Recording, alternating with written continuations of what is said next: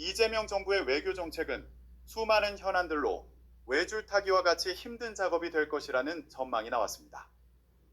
골드버그 전 대사는 현지 시간 6일 한미경제연구소가 주최한 한국 신행정부 출범 관련 세미나에서 중국과 관계를 어느 정도 회복하려고 노력하는 동시에 한미동맹, 한미일 협력을 지금처럼 유지하려는 이재명 정부의 외교 정책은 커다란 도전이 될 것이라 생각한다고 밝혔습니다.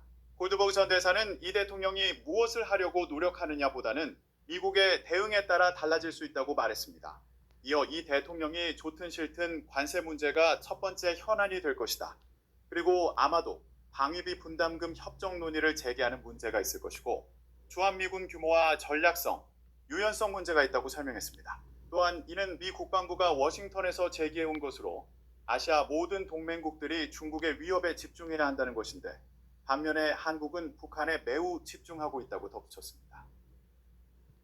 골드버그 전 대사는 북한과 같이 양쪽이 합의하고 공동의 목표가 되는 영역도 있을 것이며 다만 북한 문제는 이 대통령과 트럼프 대통령 사이에 누가 먼저이고 어떻게 통제할지, 조율할지에 대해 경쟁이 있을 수도 있다고 언급했습니다. 그러면서 관련된 사안들과 어쩌면 선거 이후 나온 성명에 반영된 백악관의 반응, 전화통화 등을 감안하면 향후 회담이 어떻게 전개되는지에 따라 이 대통령이 매우 어려운 줄타기를 하게 될 것이라고 본다고 전망했습니다.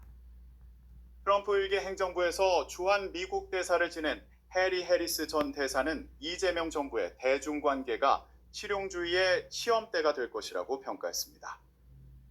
해리스 전 대사는 서해에서 일어나게 될 일들은 한국의 즉각적인 도전이 될 것이고 타이완 문제도 이재명 대통령 재임 기간 중요한 이슈가 될 것이다. 이는 확실히 그의 실용주의 이론을 시험하게 될 예정이라고 내다봤습니다. 특히 북한 문제를 주목한 캐슬린 스티븐슨 전 주한 미국 대사는 만약 트럼프 대통령이 무언가를 추진하기로 결정한다면 관심이 쏠리겠지만 동시에 서울 패싱이라는 악몽 같은 상황에 대한 우려도 커질 것이다 라고 분석했습니다. 스티븐슨 전 대사는 이는 한국을 내버려 두고 미국과 평양이 연결되는 상황이라며 어떤 정부에게든 최악의 시나리오가 될 것이라 본다고 덧붙였습니다.